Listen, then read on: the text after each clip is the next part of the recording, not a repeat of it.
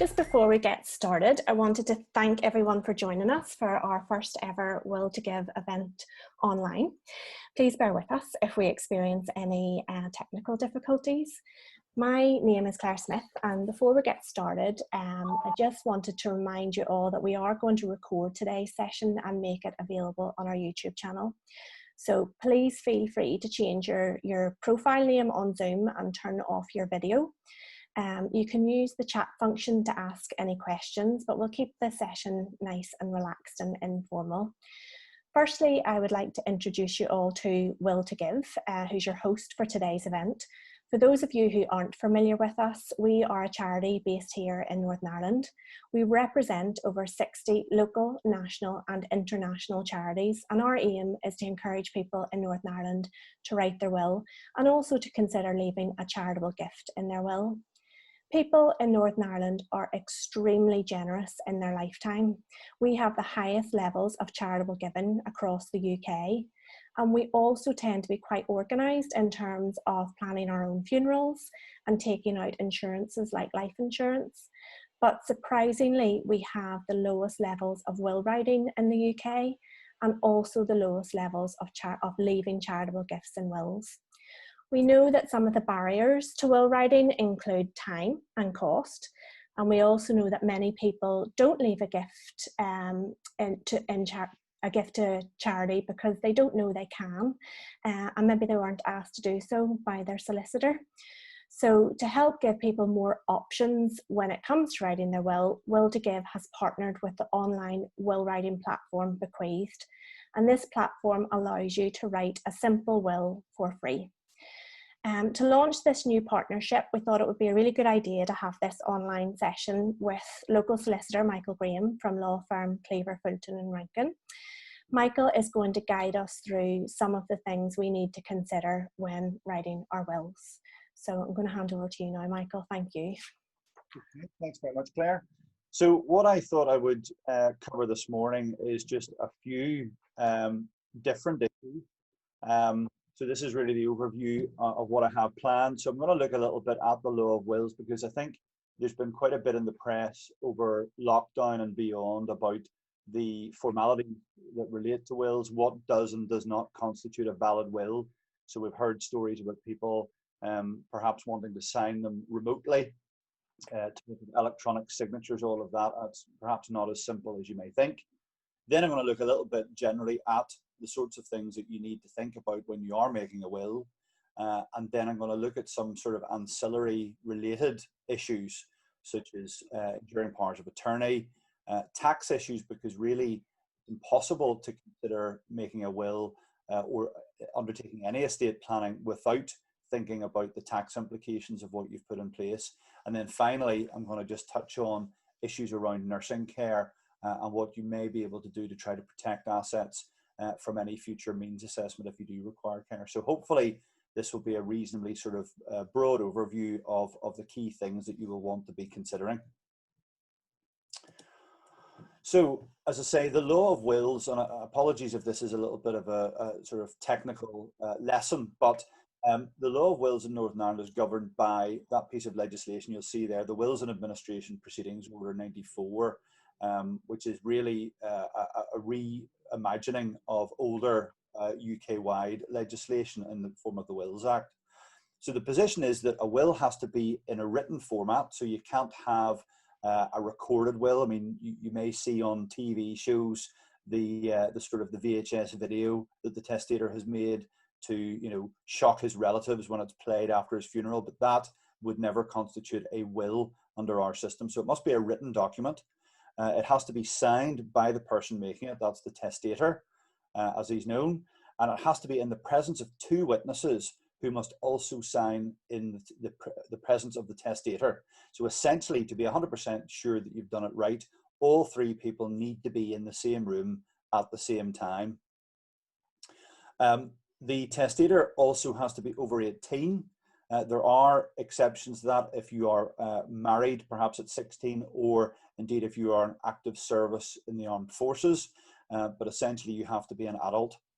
And the important thing to note for our purposes, especially during the coronavirus crisis, is that those witnesses have to be physically present. So they cannot be virtually present. They cannot be watching you sign your will over Zoom or any other video conferencing service. There is some case law to suggest that watching a testator sign their will through a window or an open door would be sufficient. But clearly best practice would be to ensure that everybody is actually in the same room, albeit at a social distance. And that, of course, is the problem that we have at the current time, that it's just not as straightforward as it was to have people in close proximity for the purposes of executing wills. But there are measures that we can take, obviously, with the use of PPE, screens, and so on. There has been talk of the rules being changed. I think, as with all things, necessity is the mother of invention, and we have discovered perhaps that the current rules are not entirely fit for purpose. But there is a fear, I would suggest, on the part of government, both local and national, that if we relax the rules too much, it could end up being something of a fraudster's charter. You know, the simpler you make the process of making a will, then the easier it would be for somebody to take advantage of somebody or defraud the system. So I think there has to be a balance struck. But I would say we will start to see a change in these rules in the coming months and years. Certainly, I've said there, what cues rather can we take from other legal jurisdictions? In Australia and New Zealand in particular, been great advances in terms of the courts declaring certain things to be testamentary, to have the validity of a will, including in one case, I think a New Zealand case, where a drafted but unsent text message was deemed to be testamentary because it was essentially typed by the deceased immediately before his death. So I don't think we'll get to that point, but certainly there will probably be some change afoot. So that's where we are currently. In terms of making a will and the importance of that to an individual, well, if you die without a will, you're known as dying intestate. And where you die intestate, the law provides for a number of statutory rules to apply. And essentially, that is from legislation that dates back to 1955. So you have to bear in mind that doesn't really reflect the modern world, and it's based very much on the nuclear family. So for people who have got perhaps second marriages or children from previous relationships, or they're cohabiting, the rules of intestacy don't really reflect your wishes particularly well. So what happens is, if you have a spouse, if you're married, your spouse would take the first £250,000 of your solely held assets and your personal effects. Anything which is jointly held, such as a joint bank account, a property held as joint tenants, that would pass automatically to the survivor, and that doesn't count towards that total. So for people with more modest estates and they have a surviving spouse, perhaps that would be okay, but still you need to bear in mind that those thresholds apply. If there are assets over and above that 250,000, then that is divided between the spouse and any children of the marriage, or any children rather of the deceased. So that can be fine if the children are adults and agreeable to perhaps redirect assets back to their father or mother, if that's who it is. But there can be complications if those children are minors, because you could not interfere with the statutory entitlements without the approval of the court. So you could find, in the case of a young couple with young children, but if they're reasonably wealthy, that really a will is extremely important, and they might not appreciate that. The residue is divided on a 50-50 basis if there's one child, and on a 1/3, 2/3 basis if there's more than one child. So in those circumstances, the surviving spouse would get the third, the children would get the 2/3. If the deceased had no children, then that threshold goes up. So the surviving spouse would actually take the first 450,000 of the estate. But in those circumstances, if there is residue over and above that, then in fact the deceased's parents, if living, would have an entitlement. And that could be awkward, as I'm sure everybody can appreciate, where in-laws are involved. And indeed, there could also be an entitlement to the deceased siblings if both of their parents have died. So you could have a rather awkward situation where perhaps brothers and sisters-in-law have an entitlement, and that can cause fairly serious friction, I would imagine. The absolute worst case scenario, and I have to say I've never seen this in 20 years, but it is obviously theoretically possible. I'm sure it happens quite a lot. If there are no family who take under the statutory order, and the statutory order is fairly lengthy, it includes cousins, second cousins, etc. But if you genuinely have no living relatives, then the estate would pass in its entirety to the Crown. That's what is known as bona vacantia. Effectively, the whole estate goes to the Treasury. So that is, if you think about it, an effective inheritance tax rate of 100%, and I would suggest that that is best avoided.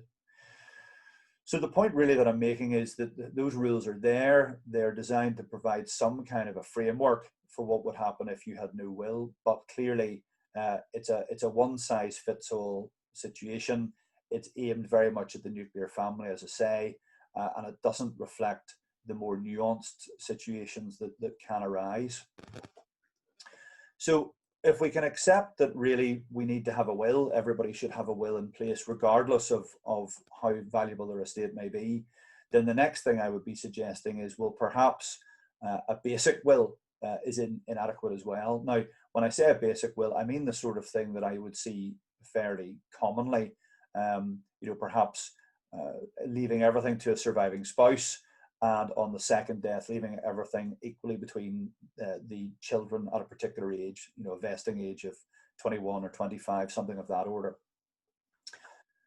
That's probably what everybody would automatically think they want to do, but you should think about some of the wider issues. So I've listed on this slide a few things that you should be considering. I don't say that this is a comprehensive or exhaustive list, but certainly these things are all relevant. So you first of all need to think about who should benefit. And that may sound a bit obvious, but if, for example, you have a disabled child, even an adult child, you may be thinking, well, I'll not make provision for them. They can rely upon state benefits, and I'll leave the estate to my other children, if I have any, and they can look after the disabled child. Well, that may not be sufficient, and may disenfranchise that disabled child. And indeed, if the state benefit system is not what you would want it to be, they could lose out. So there is a piece of legislation called the Inheritance Order, the 1979 Inheritance Order. And what that basically says is that if somebody is financially dependent upon you, then you have a legal responsibility to make provision for them in your will. So that would obviously include the sort of people that I'm suggesting there, children with disabilities. It would include minor children with or without disabilities. It would include your spouse. So if, for example, I just decided that I was going to leave my whole estate to the cats and dogs home, not to my wife, she would have a very strong claim against my estate under the inheritance order.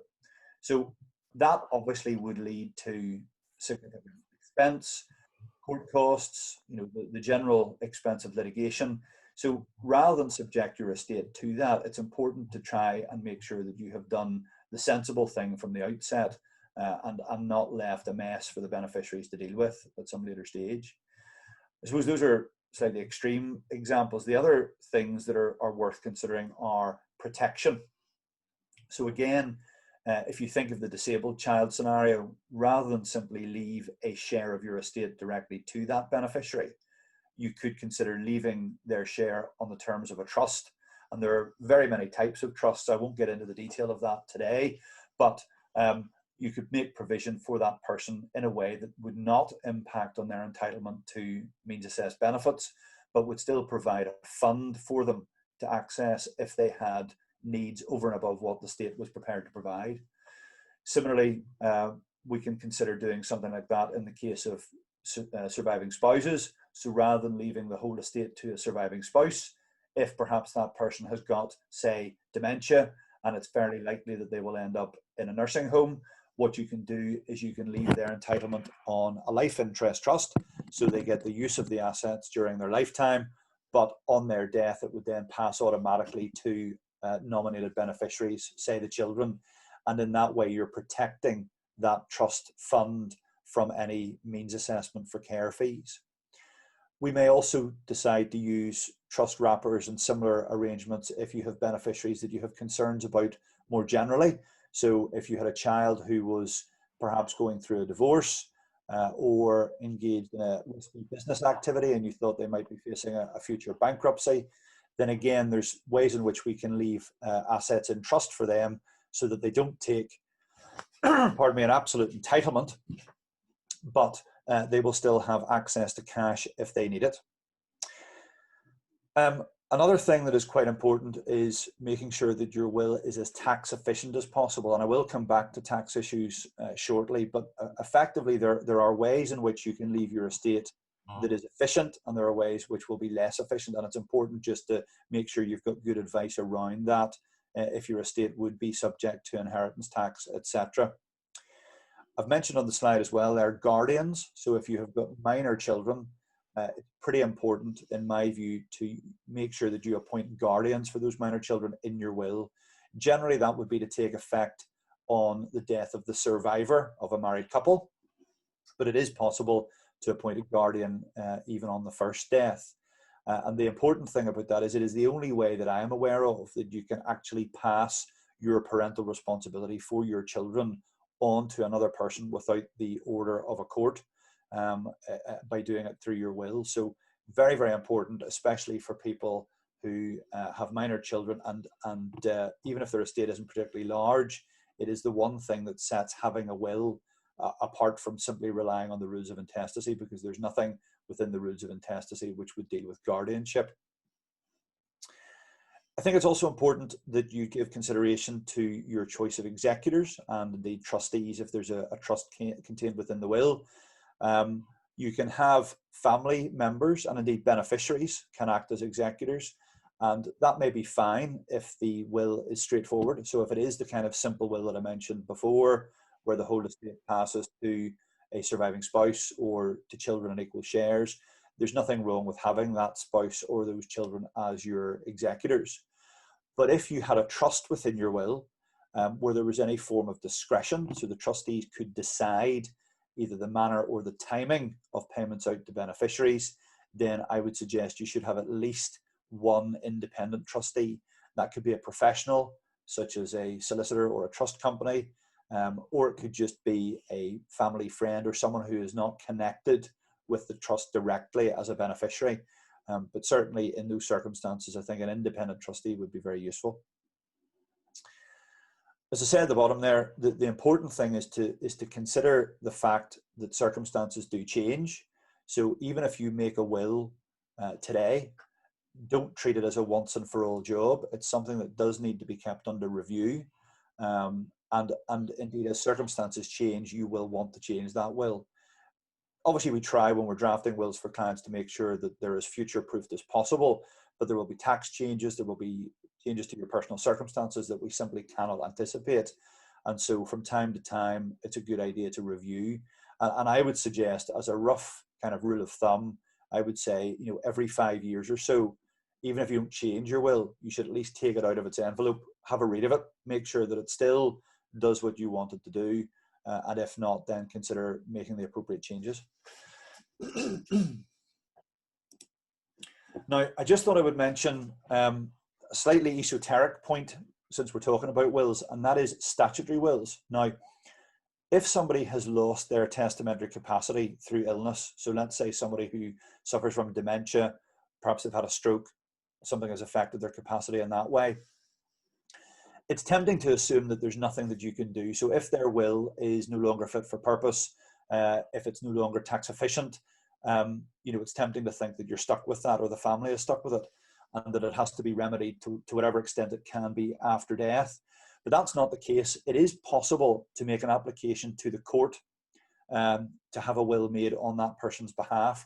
Now, that application is made to the Office of Care and Protection, part of the Family Division of the High Court in Belfast. And the judge who deals with the application, at least at the initial stages, is called the Master. So the Master of the Office of Care and Protection would receive the applications on a very regular basis.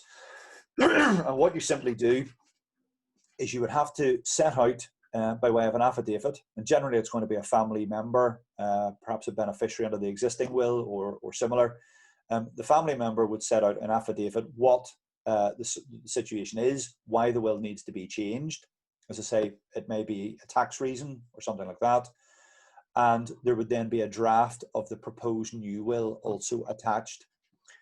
Any beneficiaries under the existing will who would be affected by the change are generally going to be given notice of that application, and if need be, there can be a hearing to discuss the impact of the change. But generally, if it's being done for planning purposes, rather than to change in any great way the beneficial entitlements under the will, then it would go through generally without a hearing, so the master would simply approve it on the basis of the affidavit. So it is a very useful procedure to be aware of. I've said at the bottom there that the test that is applied is what's called a substituted judgment test.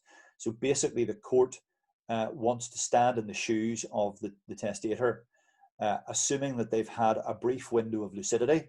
They understand they have an opportunity to make a will, but they may never have another opportunity to do so. What is the will that they would make? What would that look like? And obviously, if the court is satisfied that the will that is proposed meets that test, then they will order that it be made on their behalf. And the will is then signed effectively on behalf of that person. So useful to know about. Okay, I thought I would just touch on some of these other related things. Now, an enduring power of attorney is obviously not strictly anything to do with your will at all, but it's something that I would always raise with clients at the stage that they're making wills, because I tend to find nobody will come to see me about an enduring power of attorney as a standalone piece of work unless there's already an issue with a person's capacity. So the classic example would be someone will phone me up and say, my mum has dementia, you know, she's getting worse, can she sign a power of attorney? And sometimes the answer is yes, but unfortunately sometimes the answer is no. And in those circumstances, we have to look at other options. So my advice to clients is when you're making a will, certainly for the first time, or even when reviewing your will, if you haven't already made an enduring power of attorney, you should consider doing it at that point. So what it is, you can appoint somebody to manage your financial affairs if you lose the capacity to do so yourself in the future. Now, at the moment, although there is legislation actually enacted but not yet rolled out, which will allow you to deal with, or to appoint someone to deal rather with your health and welfare issues as well as your financial affairs, that's not currently available in Northern Ireland. Hopefully it will be coming down the line in the not too distant future. But for the time being, it's purely your financial affairs. So the idea is that you sign this document, you appoint your attorneys, and you can have as many attorneys as you like, but generally I would say no more than 4. And if you become incapable, those people can then register the document with the High Court, and they can then essentially stand in your shoes and deal with your finances as if they were you. Now, you can have a power of attorney which comes into effect immediately. So if you were physically infirm as opposed to mentally, you could appoint an attorney to manage your finances straight away, and that would be effective from the moment that it was signed. But the same rules apply if you subsequently became mentally incapable, if you subsequently became mentally incapable of managing your affairs, it would still have to be registered with the court at that stage. They are very simple and inexpensive documents. Probably one of the least expensive things that you could ask a lawyer to do for you. It is possible to do them yourself. The form is readily available from the court service. But I do think, as with all things where there's a legal element to it, I think advice is definitely preferable, just to make sure that you know the implications of what you're doing, the powers that the attorneys will have immediately, and if you lose capacity, and just to make sure that you think about the options that are available. You can, for example, include restrictions in the power of attorney to limit the scope of the power that the attorney would have, although generally we find that that's unhelpful and would tend to leave it as open-ended as possible. I would contrast, as I have done on the slide here, I would contrast the cost of an enduring power of attorney, which might be no more than a couple of £100, with lasting powers of attorney, which are essentially the replacement for EPAs in England and Wales that they've had since 2005. And that is the system that we are due to get here. As I say, legislation was passed in 2016, so we will be getting very shortly as well. But the problem with lasting powers of attorney is that the procedure for signing them is that bit more complicated. They are quite a bit more expensive. You're probably looking at a cost towards the sort of £700 or £800 mark, based on what I know of the English system. And in many ways, when it comes to the financial aspects, they don't do a lot more. The key difference with the lasting power of attorney, as I've already mentioned, is the ability to appoint someone to manage your health and welfare decisions. So that's decisions about where you receive medical treatment, what nursing home you live in, who can visit you, all of those sorts of things, medical treatment aspects. So that is obviously a new departure from the enduring power of attorney. But if you weren't comfortable having a health and welfare power of attorney and you just wanted to have a financial affairs power of attorney, then an EPA, in my view, is as good as an LPA, but cheaper. So my advice to clients has always been, if this is something of interest to you, you might as well make an enduring power of attorney whilst they remain available. Under our new law, they will continue to be available even after the lasting powers of attorney have been ruled out, but that will be for a limited time, and eventually they will be removed in favour of the new system. But any enduring powers of attorney which have already been signed will remain valid. So I commend them to you really rather highly. Now, just linked into that slightly, I've already touched on the lasting powers of attorney aspect, but I'll just mention living wills. Obviously, with a lasting power of attorney, because you've got the health and welfare option, what you're really doing there is you're appointing somebody to take these kinds of decisions on your behalf. But until we're able to do that, the best thing that you can have if you have concerns about health and welfare would be to make a living will. So these are sometimes known as advance directives. What you really do with these is you say in advance, if I was incapable of giving or withholding consent to medical treatment, these are the things that I would and would not accept. So for example, you could say that you don't want to be kept on a ventilator, or you don't want to be fed artificially through a tube, or any number of things that you may not be happy with. You can be as specific or as generic as you like in the terms of the living will, but you can set out in detail what you do and do not want if you were incapable of giving your consent. The only problem I would say with living wills, I mean, they do have some statutory authority under our new legislation, but effectively they fall back really under the common law. The problem with them is more a case of making sure that if you were in a hospital situation or in a setting where you were going to be receiving treatment of some kind, it's important to make sure that the medical professionals treating you know about the existence of the living will. So it's no good that it's just sitting in a solicitor's cabinet somewhere. It needs to be either on your person, on your medical file, given to your GP. You will really have to go to some lengths to make sure that there is a record of that living will available, because obviously if you were rushed into hospital in an emergency situation and you've said under no circumstances will I accept the amputation of a limb, then who's going to know about that if it's not readily available on your file? Now, just really the last little point on the whole kind of care and protection issue that I'm covering here. I mentioned when we talked about enduring powers of attorney that if somebody is phoning me up and saying, Mum's got dementia, can she still sign a power of attorney? If the answer to that is no, because her capacity has reached the point where that's no longer an option, I said that we had to look at other options in those circumstances. Well, really all you have at that point is controllership. So that is a case where you would apply to the court. And again, as with registration of an enduring power of attorney, you would apply to the Office of Care and Protection.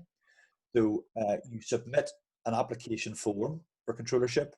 You set out in detail all of the financial assets, liabilities, etc. of the person concerned. You have to submit medical evidence to show that the person is now incapable of managing their affairs.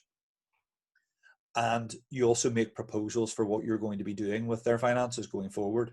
And having put all of that together, and you can appreciate that there's probably quite a bit of work in that, once you put that together, you lodge the application with the court, and the court will then appoint a family member, whoever the applicant is, as that person's controller. Now, aside from the fact that there is much more work involved in the application than there is in having an enduring power of attorney, the Office of Care and Protection then remains involved throughout. So effectively, the controller will have to submit annual accounts to the court.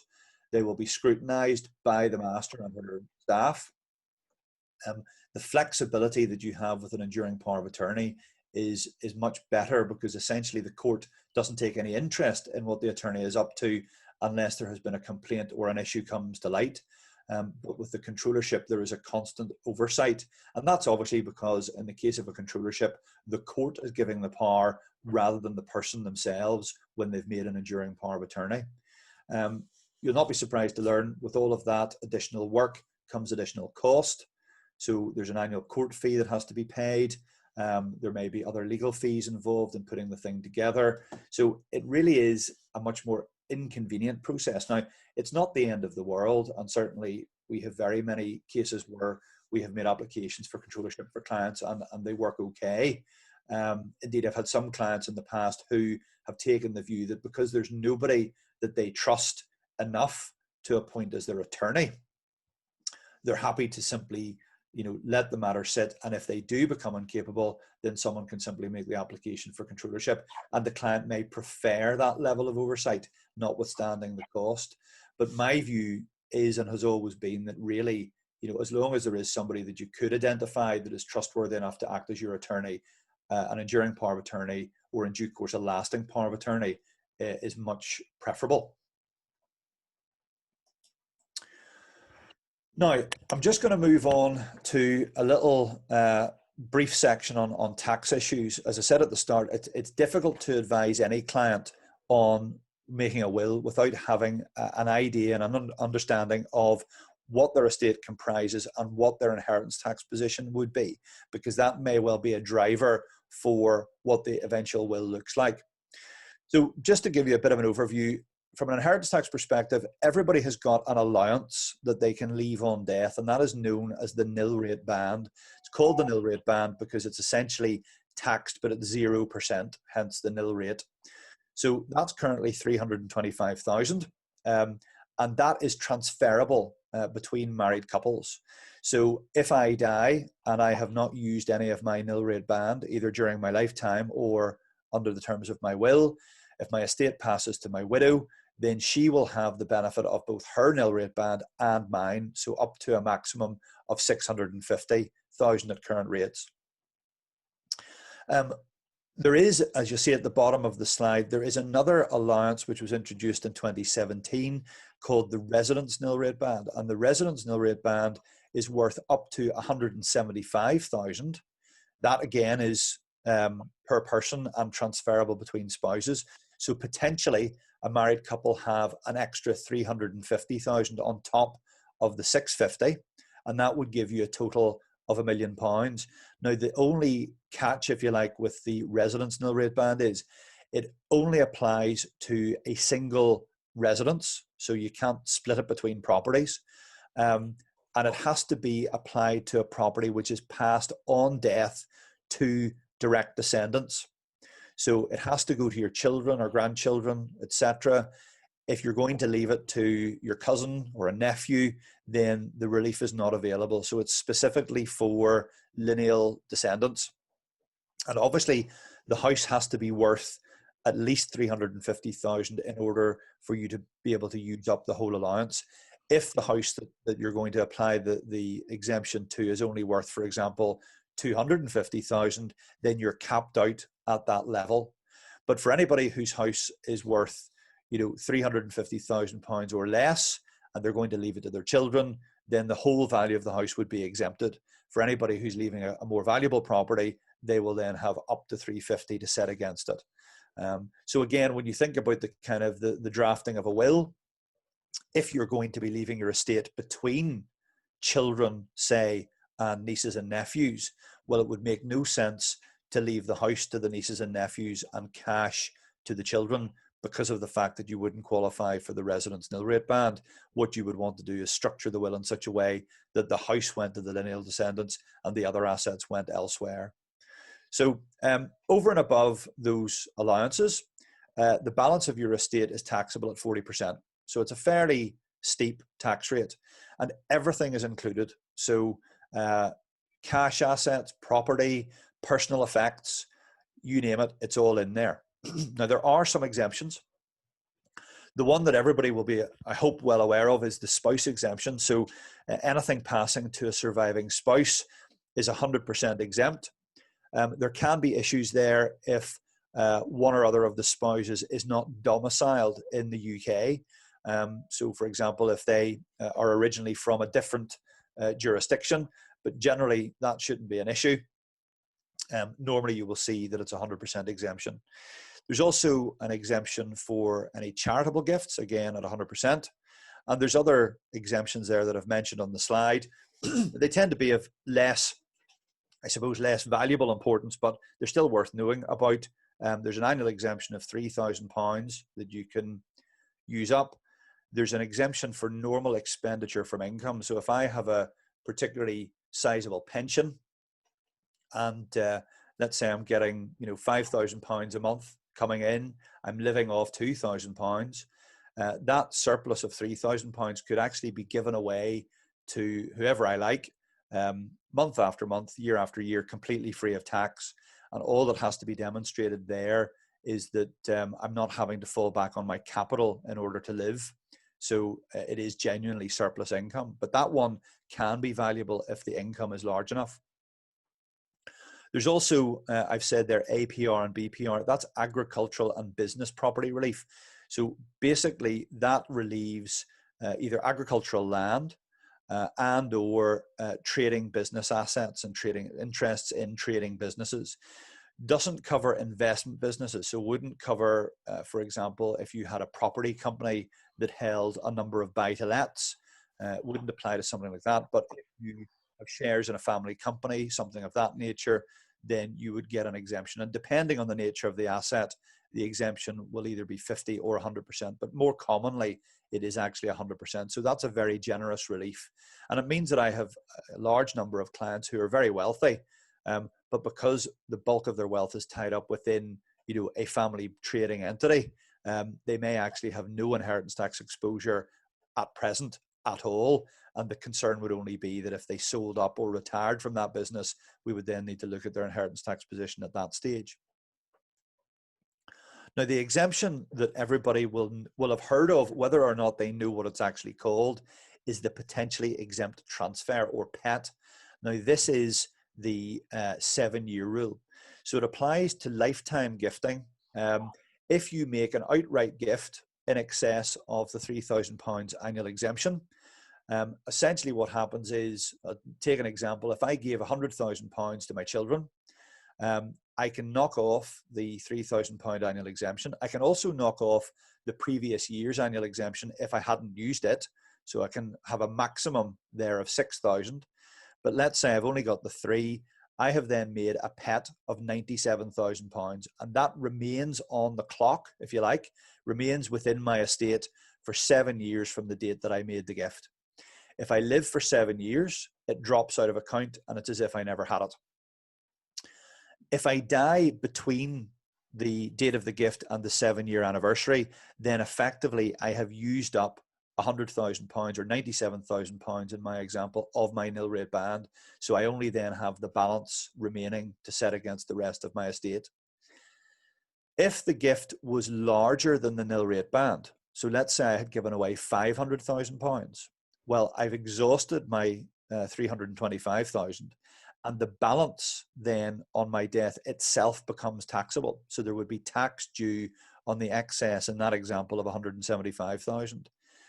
If I die after the 3rd year from the date of the gift, there's actually a thing called taper relief, which would apply to essentially reduce the amount of tax that is payable on that gift between year 3 and year 7. And it just goes down on a sliding scale. Now, to be quite frank, it's quite unusual to have estates where the lifetime gifts have exceeded the nil rate band, but certainly it can happen. But that is the only circumstance in which the taper relief would apply.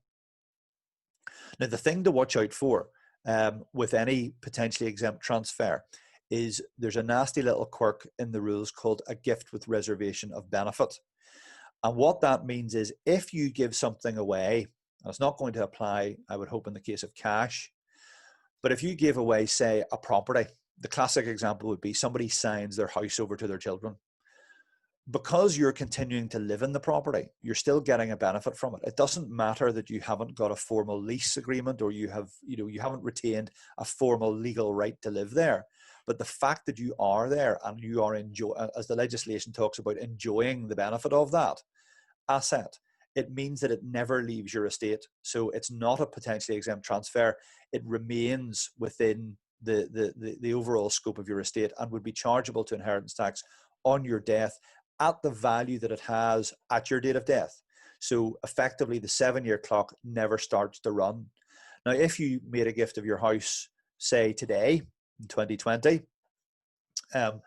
because you're still living in it, it's a reservation of benefit. Let's say you moved out next year in 2021, well then the pet would effectively start from the date that you left the property and no longer had any ongoing reservation of benefit.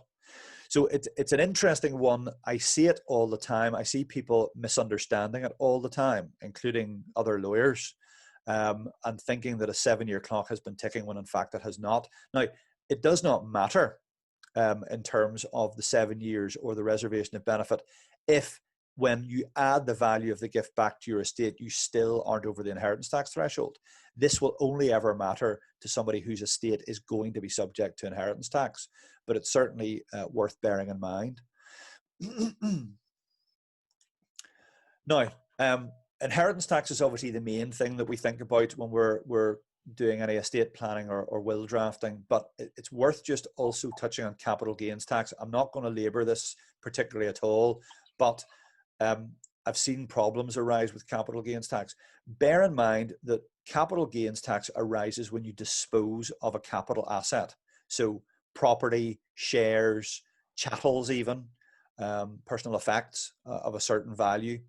So the classic example would be if you give something away like a holiday home.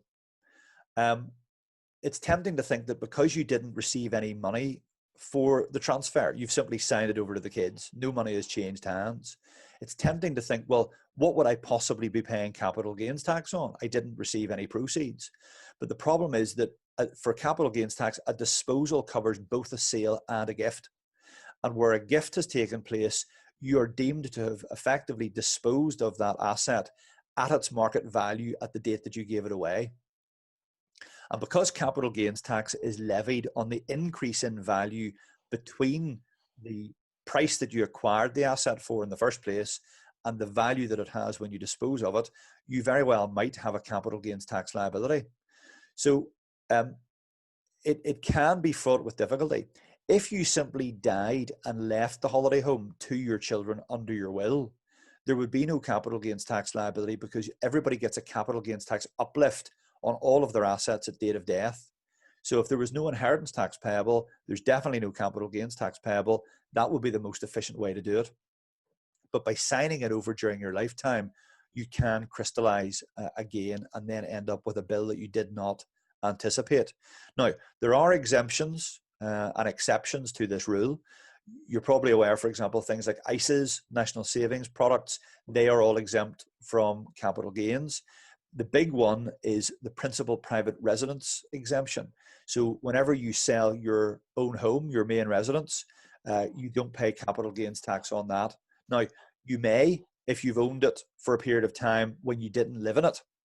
But if you have owned it and exclusively occupied it throughout the period of ownership, then you will never pay any capital gains tax on the disposal. But with other properties like holiday homes, it is an issue. Now, there's another little interesting quirk within the rules, which is called holdover relief. And I'm illustrating it with this little example. If you have a property, and I'll stick with the holiday home example for now. Say you have a property that you bought for £100,000 some years ago, and you want to give it to the kids, but you're aware that by simply signing it over to them, you're going to trigger a capital gains tax liability because the value now perhaps has increased to 200,000. So you would end up with up to 28% being payable on the increase in those two amounts. What you could do instead is you could create a trust. So any lifetime trust now, other than a bare trust, is what's known as a relevant property trust. And when you create that trust, there is notionally a charge to inheritance tax. But if you're under the threshold of 325,000, there would be no inheritance tax. But because of the way the rules with inheritance tax and capital gains tax link together, when you put assets into a trust, you can get the benefit of holding over any gains so that the trustees are deemed to have received the property at the original base cost. So in summary, if I put a £200,000 property into a trust that I had bought for £100,000, I and the trustees can agree with the revenue that the trustees will be deemed to take it at the original £100,000 value. So they get it with the gain attached. It means that I don't have to worry about paying any tax now. It's all rolled up and transferred into the name of the trustees. The trustees can then keep the property, or indeed, if we want, we can then pass it out from them to the beneficiary. And at that point, the same exercise can be completed. So the gain can be held over on a second occasion when it's passed to the beneficiary. So the beneficiary then gets it at the original base cost of 100,000, even if by that stage it's gone up and is now worth 300,000. It means that there's no tax to be paid, and the beneficiary now owns that asset. And effectively, if they hold it long term, they may never have to pay any capital gains tax on it, because again, you'll get this uplift on death. If they do sell it, they'll have to deal with the CGT at that stage, but you're not any worse off than you would have been if you'd had to pay the tax at the outset. So that is a mechanism that we do sometimes use to pass assets from one person to another whilst minimizing the liability for any tax charges. So the final thing I want to just touch on is nursing care, because I do find, particularly with the thresholds for inheritance tax being as high as they are, most people tend to be worried about nursing care costs much more frequently than they're worried about inheritance tax liabilities. It obviously depends on the value of your estate, but it would certainly be an area that I see increasing concern about. So it's important to know that if you require care due to failing health in the future, if you receive a package of domiciliary care, so that's where the health trust will send out a carer to come to your home and help you for, say, an hour or something a day with your getting dressed, getting washed, making meals, that kind of thing. That is currently free. Now, how long that will continue, I don't know, but certainly at the moment, it's not something that is means assessed. So regardless of how wealthy you are or how poor you are, you can get domiciliary care provided at no cost. If, however, you have to go into a residential or a nursing home, then that is subject to a means assessment. And the way it works is if you've got assets which exceed £23,250, so very, very low threshold, you will be self-funding and you will be expected to meet the cost of the care yourself. Now, obviously, you will have income, one would hope, in retirement. So if your pension income is sufficient to cover the cost of the care, well, that's great. That's really the end of the story. Unfortunately, if there is a shortfall between what the care costs and what your income is, then you will be required to meet that cost from your capital. Now, the house will be disregarded. Your home is disregarded for a 12-week period if you are a permanent resident. And it's also disregarded indefinitely if you're a temporary resident, on the basis that you may wish to return to live in it whenever you recover from your illness. But basically, after the 12-week period, if you're a permanent resident, then your house is taken into account. And for most people, that's going to mean that you're self-funding. If you own any assets at all, you're going to be over the 23,000 figure. Now, the house is disregarded in some circumstances, apart from just the 12 weeks. And that is where it is occupied by a spouse or a partner, a relative who is over 60 or incapacitated. And when we say incapacitated, that really means in receipt of a disability benefit. Or another exemption would be if a child under 16 lives in the house and you are the person responsible for looking after them. So the ones that obviously crop up the most would be the spouse, stroke partner, and the relative who's over 60 or incapacitated, because quite commonly, if somebody has moved in to care for an elderly relative, if I move into care for my 85-year-old mum and I happen to be over 60, then if I am living in the house, even after she goes into care, the property is exempted. And there's nothing in the rules that say that you have to have any other reason to be there. It doesn't say, for example, that you have to have no other property, but it does say it has to be occupied as your main residence. But as I say, that would not be uncommon for somebody to have moved in on a permanent basis to look after their elderly relative. There is also a general option that the Health Trust has to disregard a main residence if they feel that some hardship would result. So let's say, in my example, the family member who's moved into care for their relative is actually 59. They have nowhere else to live. They don't have much in the way of savings or other assets or income. You could be saying to the Health Trust that you don't feel it's appropriate to have that house brought into the means assessment, because it would result in the current occupant being forced to essentially go onto the streets or fall back on state benefits. Now, I've never run that argument. I've never had a situation where that arises, but certainly if those were the circumstances that you found yourself in, you might try and throw yourself on the mercy of the Health Trust in those circumstances. What is interesting is there are rules which essentially provide, if you give assets away and your primary or significant motivation for doing that is to avoid paying for care at some future date, then that's known as a deliberate deprivation of assets, and in theory can be challenged by a health trust. So if, for example, I had signed all my property over to my children and, a matter of weeks later went into a care home and then submitted a means assessment form saying, well, I don't have any property, I've given it all to my kids, then the health trust would be able to take action to recover those assets.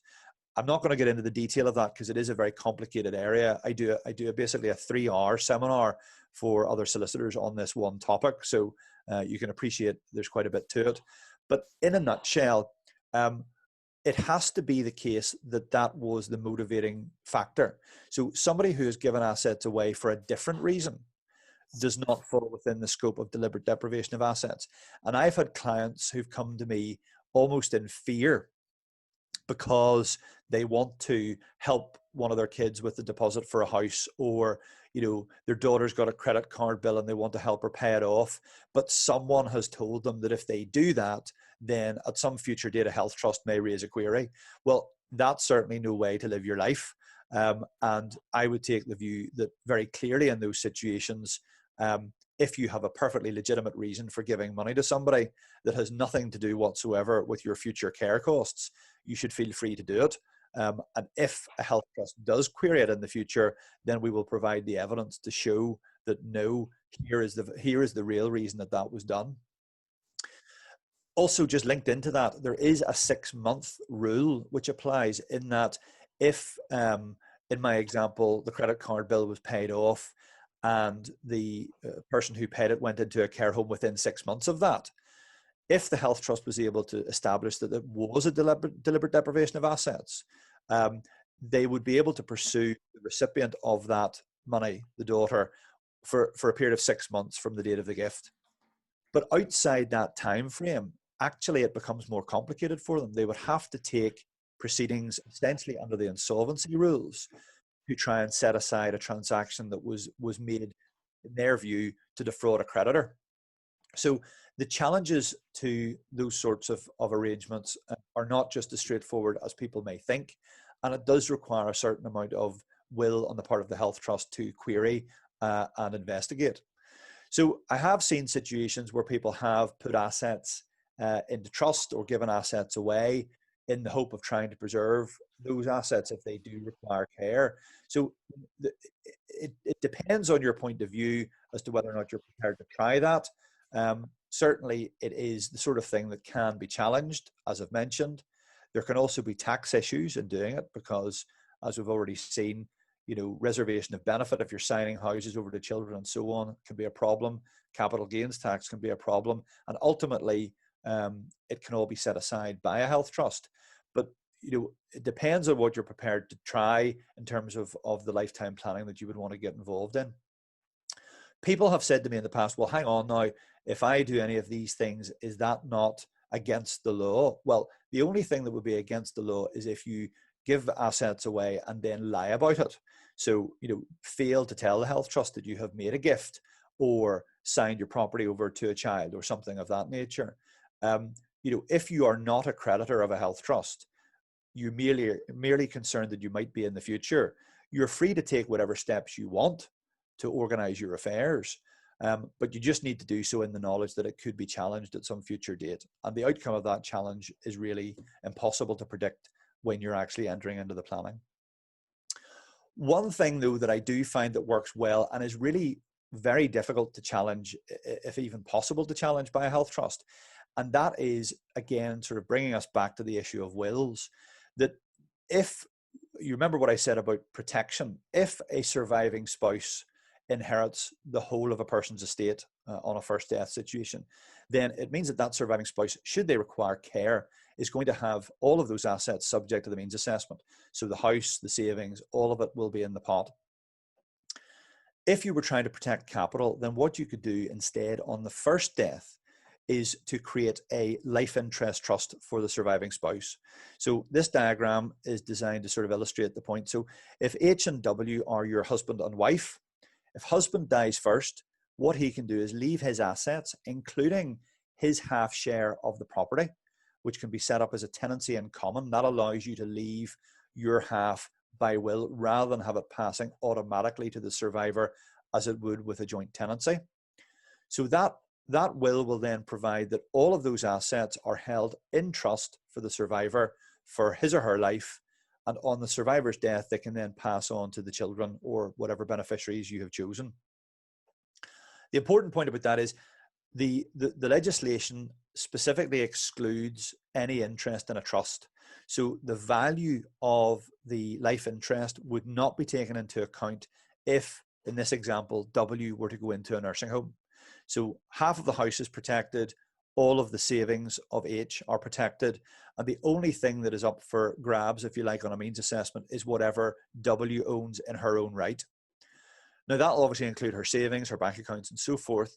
But when it comes to her house or her half of the house, the rules again specify that when valuing what that interest is actually worth, it is necessary to ascertain what a willing purchaser would pay for that interest if it were to be sold on the open market. And I've had a great many cases where we have satisfactorily established that actually the open market value, for the purposes certainly of a means assessment, the open market value of 50% of a property is either nil or very close to nil. And that is reflected in the guidance which the health trusts use for means assessments themselves. So essentially, where you have this kind of structure, it usually would be possible to persuade a health trust that obviously the whole of the trust fund is outside the scope of the means assessment, as is the half share of the house that's owned by the surviving spouse, which means that the only thing that's going to be accessible will be the remaining solely held assets in W's name, which could well be less than 23,000, or if not, at least what you're doing is capping the amount of capital which is going to be eroded if the survivor ends up in long-term care. So I find that rather than getting involved, particularly with lifetime transfers and all of that, that this kind of structure works quite neatly. Now, I should say it doesn't work if both husband and wife go into care at the same time. If that happens, then they're both going to essentially be in debt to the health trust, and they won't be able to rely on saying, well, I only own half because she owns half or he owns half. Effectively, they would both be liable to pay the care fees and all of the assets would fall into the net. But as is more common, generally you will find that even if both parties are in care together, they're not both in long-term care. Somebody may pass away before the other. Somebody may never go into care at all. And in those circumstances, the will planning is actually quite useful. It's quite straightforward. And also, unlike lifetime gifts and lifetime trusts, it's very easy to change. So if you were to ask me, and if I were to be kind of nerdy enough to admit to having a favorite will, I would probably say that this is certainly in my top three. And we can discuss what the others might be in another session. So that is really mostly what I want to cover. The only thing I would say in summing up, what are the key things that everybody should be doing? Well, first of all, you need a will. Definitely should have a will, and you need to keep it under review, because as I mentioned before, if your circumstances change, if the law changes, you may want to be tweaking it, amending it here and there. You may not, but it's certainly worth checking on a sort of rotational basis. Secondly, I would say make an enduring power of attorney. If there's somebody that you feel you could trust to be your attorney, I highly recommend it. It avoids an awful lot of hassle, and certainly avoids having to go down the road of controllership, which can be expensive and time consuming. You should also consider long-term financial and estate planning. And really what I'm thinking there is, looking wider than just your will, looking at how will I structure my assets? What will I be invested into? Where should my property be? And that's where you need a lawyer and also a financial advisor, a good financial advisor on board to provide the financial end of that advice. And indeed, in some cases, an accountant may also be useful. And if you have all three of those people working together, then that will go a long way to helping everything stay on track. But you should consider the fact that circumstances will change, and you need to be able to adapt to that. And that's really where the advice is important. So much as I am keen on the bequeathed service, the free wills for simple wills, I do think that certainly there will come a point in most people's lives where their circumstances will become that little bit more complicated. And in those circumstances, you need to make sure that you have the advice that you need and you're not just doing it yourself. So that, apart from my usual disclaimer, is really all I have. And I know that the plan is that after today's session, we're going to, hopefully I've said enough to create a few questions out there, and at our session next week, I can deal with all of those and hopefully provide another bit of training around anybody's queries.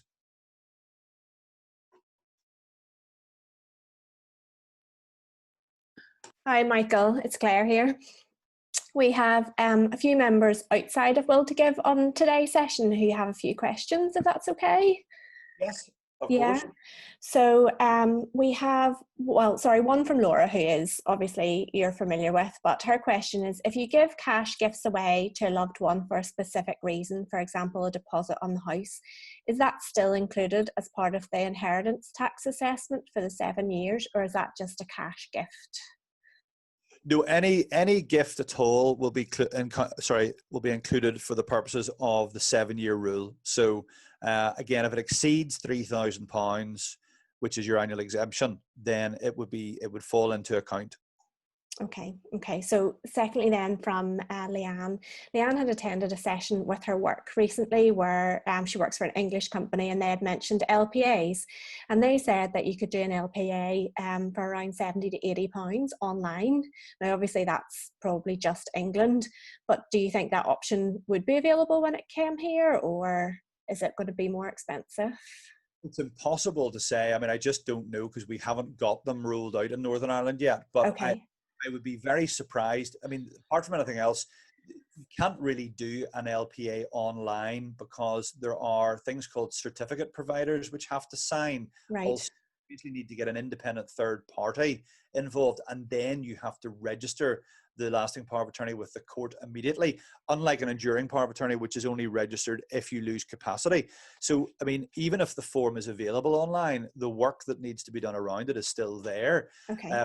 As with anything, if you're prepared to undertake legal work on your own without a professional advisor, you can obviously get it done more cheaply, but I would regard that as a false economy.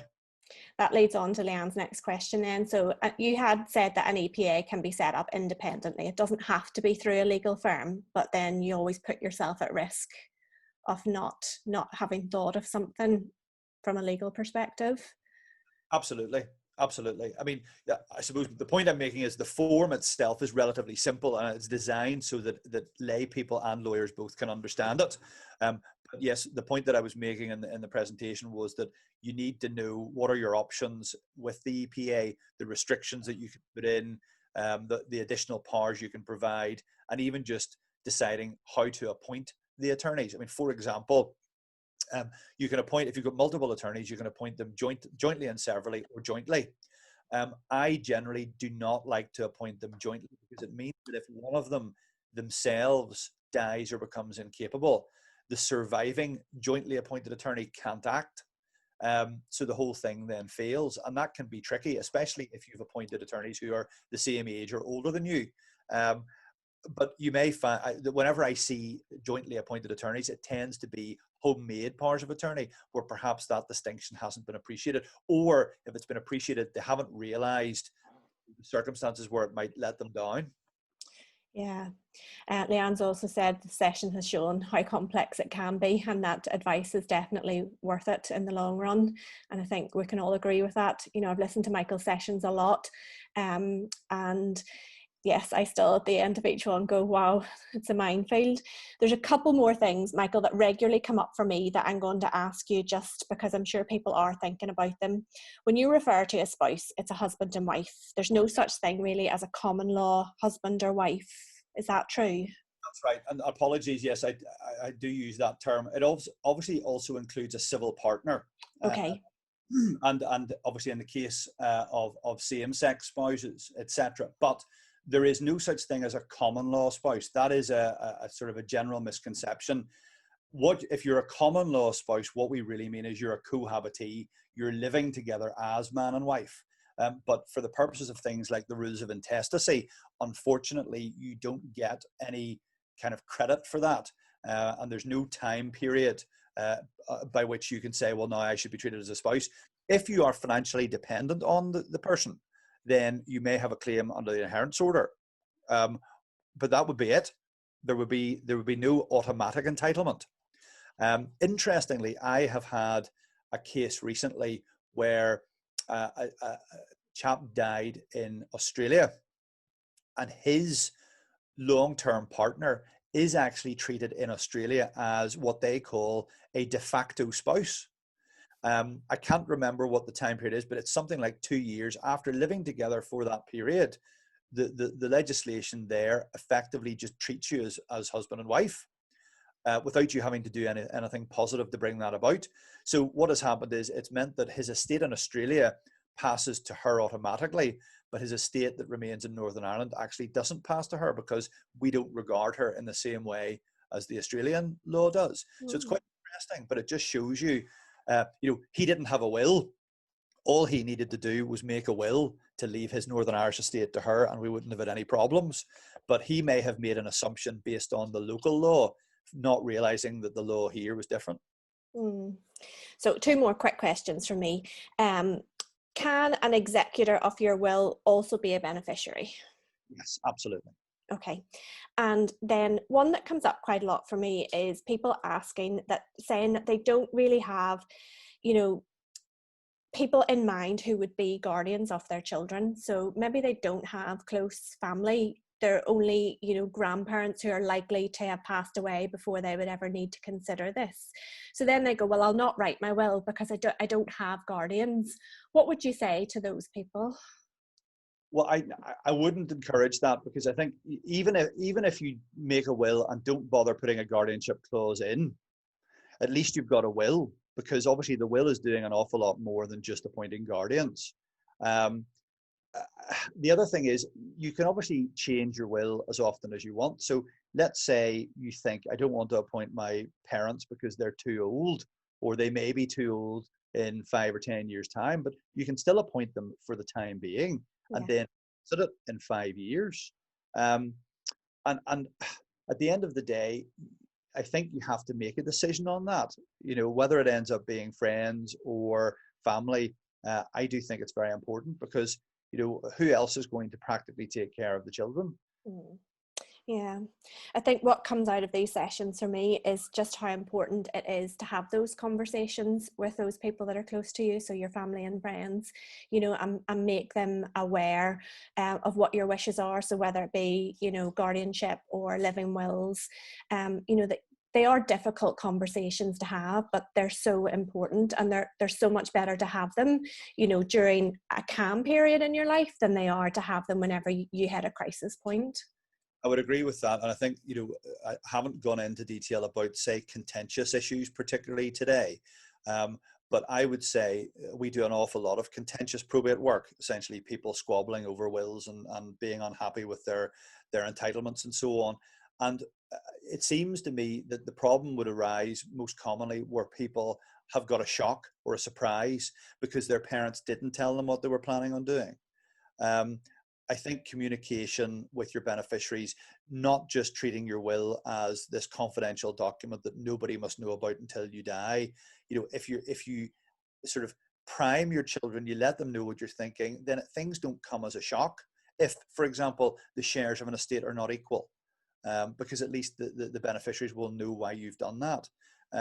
Obviously, there may be people out there who like deliberately to leave a bombshell for their beneficiaries, but I mean, I can't do much about them. Anna has asked a question. Is there a time frame for finalising a will intestate, or any will for that matter? Not in terms of the administration of the estate, well, there's a thing called the executor's year. So it's kind of, and it's sort of widely accepted that an executor can't be criticised for delay until a full 12 months has passed from date of death. Although I have estates that have taken an awful lot longer than that, and I have estates which have taken, you know, only a couple of months. It depends obviously on the size and the complexity. And it's very hard to give any kind of rule of thumb, but that executor's year is something that you will hear mentioned probably most commonly. Thanks, Michael. I think we're probably coming to the end of the session now. I don't see any more questions coming through. Again, just want to highlight that we have partnered with Bequeathed, so there is an option to write a basic will online for free. Michael will often say that this is very suitable for you know, a group of people, but equally there's a lot of people out there who will benefit from that additional legal advice that a solicitor like Michael can provide. If you are choosing to use the Bequeathed online system, there are various points of that where it might highlight to you that it would be beneficial to seek out additional legal advice. And if you do require that, then you will be sent out to Michael to have that advice. At the moment, I think that's done by a Zoom session or an online session, Michael. And then once things calm down a little bit, maybe you'll have clients back in the office again. Is that right? Right. Obviously, we had been moving back towards face-to-face meetings over the last couple of weeks, but then the announcement last week has set us back again. So I think we'll all just have to play it by ear really for now. Yeah. So the Bequeathed website is www.bequeathed.org/will to give, and all of that information is up on the Will to Give website, and all available on our social medias as well. So do keep a lookout for that. But I would just like to thank Michael for his time today. I hope you all find it very interesting and informative. I know it's really complex and mind-blowing. You'll all need to go and have a cup of tea and a bit of chill time now. Please do feel free to get in touch with Michael if you'd like to make an appointment. Equally, you can get in touch with Will to Give via our social media if you have any additional questions you'd like to ask. And hopefully this will be the first of some more sessions that we'll do online, and hopefully get more people in Northern Ireland writing their will.